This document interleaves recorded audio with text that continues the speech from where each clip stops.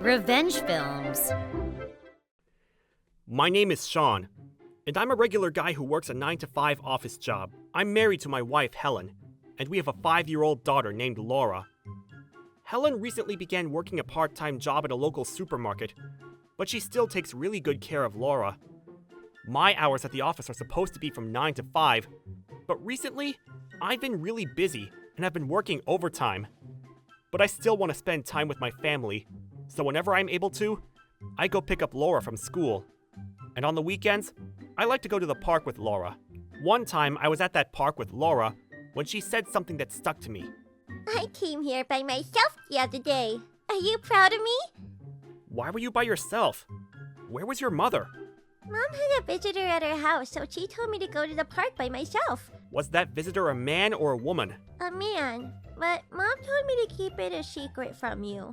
I wonder why she wanted to keep it a secret. Please don't tell Mom that I told you. Otherwise, she'll be mad at me. I tried to get more information out of Laura, but she wouldn't say anymore. After I got home, I asked Helen about it, but she told me that she didn't know what I was talking about. She told me that Laura probably misunderstood the situation. I was starting to get suspicious. I wondered who the man that Laura had mentioned was. The following weekend, I was at the park with Laura again. I decided that this was my chance to ask her about the mysterious man again.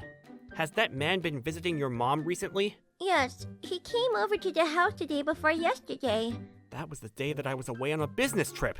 Did he spend the night at our house? Yes, he did. That's why I slept by myself that night. Aren't you proud of me? I am.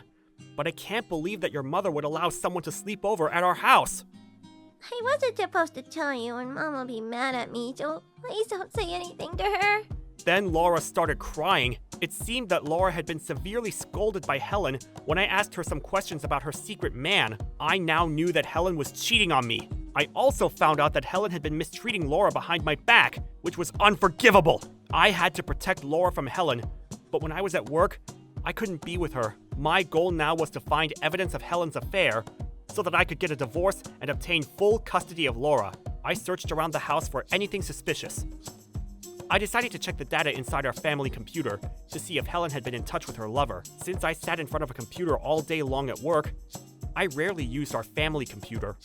I checked the search history and found that Helen had reserved a hotel online. She was due to check into the hotel in 2 weeks' time. I spent the next 2 weeks as if nothing was wrong.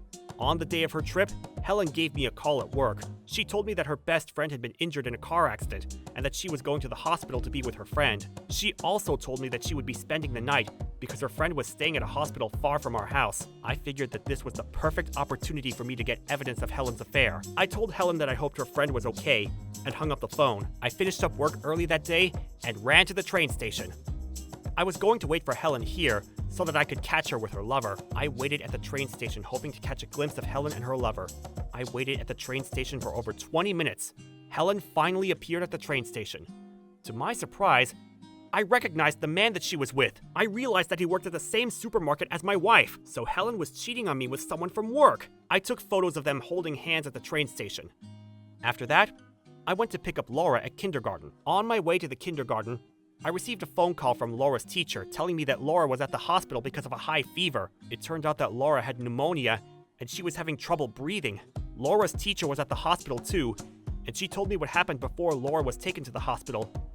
Laura's face was red, so her teacher checked to see if she had a fever or not.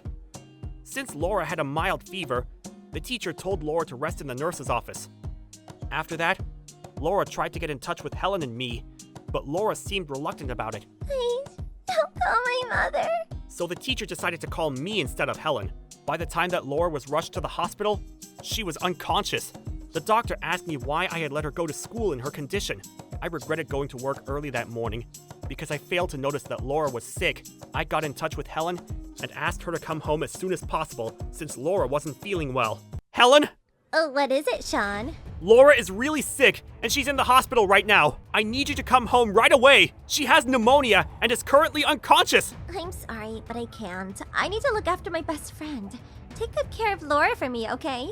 But Laura's your daughter. Surely your friend would understand. Nothing is more important than Laura's well-being. I'll be home the day after tomorrow, so sit tight till then. What if something happens to Laura? Won't you regret not being by her side? Laura's a strong girl. I know that she'll recover in no time. Take care of her for me. After that, Helen hung up the phone on me. I was furious with my wife for prioritizing her trip with her lover over her sick child. At the same time, I was really worried about Laura, and I stayed by her bedside throughout the night. It pained me to see Laura coughing during the night, and I could see that she was having trouble breathing. I held her hand tightly as a means to comfort her. The following morning, Laura awoke, and I was so happy to see her conscious again that I started crying in front of her. Daddy, I want to go home. Yes, let's get you home as soon as we can. When Laura started to feel like her old self again, she told me something. I told Mommy that I felt sick, but she told me to keep it a secret. And she told me to kindergarten anyway. She told me that she needed to go out, so couldn't stay home to take care of me. She also said I wasn't allowed to tell my teachers that I didn't feel well. I'm so sorry about that. I should have been there to take care of you. This was the moment that I realized that I couldn't allow Helen to be Laura's sole caretaker anymore. Another day passed, and Laura had almost made a full recovery. So I asked one of the nurses if I could leave the hospital for a few hours to take care of some errands. I went to the train station to pick up my wife. She knew that I would be there because I had called her in advance to let her know that I'd pick her up. I'm sorry for all the trouble that I caused you. My friend was in a really bad condition, and I wanted to stay with her until she became stable. I knew that Helen was lying to me, so I just ignored her. When we got to the place that I was headed for, Helen became pale. Why are we here? Let's go. Tell me what's going on. We were standing in front of her lover's house. When I found out who she had been cheating on me with, I looked up his home address. While I was at the hospital taking care of Laura, I sent the photos of my wife's affair to the supermarket that she worked at. I also gave them my phone number and asked them to put me through to Helen's lover's wife. A few minutes later, Helen's lover's wife gave me a call. I explained to her about what was going on between Helen and her husband. We decided that we would sit down with Helen and her husband so that we could get them to admit their affair. When Helen and I arrived at her lover's house, the lover's wife welcomed us in. Helen was so nervous about what was going to happen next that she stood there shaking. When we entered the living room, Helen's lover saw us and froze in astonishment. His wife then showed him the photos of him and Helen holding hands and acting like a couple. Helen and her lover looked at each other and started to apologize to me and the lover's wife. I can't believe that you did this to me. I'm divorcing you. It was just a fling. Please forgive us. It won't happen again. A fling? You told me that you were leaving your wife for me. Was that a lie? Yes, I lied. I love my wife, not you. You're such an asshole. I can't believe that I ever fell for you. You're no better than my husband. You should be ashamed of yourself. Out of anger, Helen's lover's wife slapped Helen and her husband in the face. That hurt. Sean, stop her from being so violent. I was really disappointed in Helen because she was acting like the victim. I had no energy to be angry with her, so instead, I told her about what I was going to do next.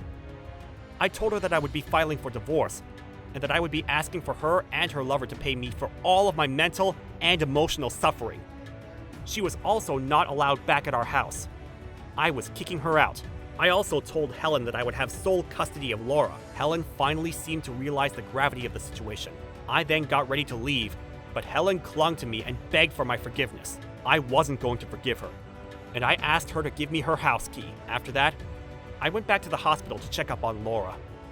Helen and her lover were both fired from their jobs at the supermarket, but still needed to pay alimony payments. Helen's lover had been dependent on his wife's income, so he was reluctant about agreeing to the divorce, but his wife divorced him regardless. Helen's family had gathered at the hospital because they were all concerned about Laura, and they all ended up finding out about Helen's affair. After that, Helen's family wanted nothing to do with her. Helen had nowhere to turn to, so she came to me for help, but I turned her away. Helen had no place to live, so she had no choice but to stay at cafes and was desperately looking for a job. As for Laura, after a week at the hospital, she made a full recovery and was able to return home. After Helen and I got divorced, my parents visited Laura and me often and offered to help me out in raising Laura. And I am so grateful for their help. How was today's video? If you enjoyed it, please subscribe, like, and leave a comment. Stay tuned for more.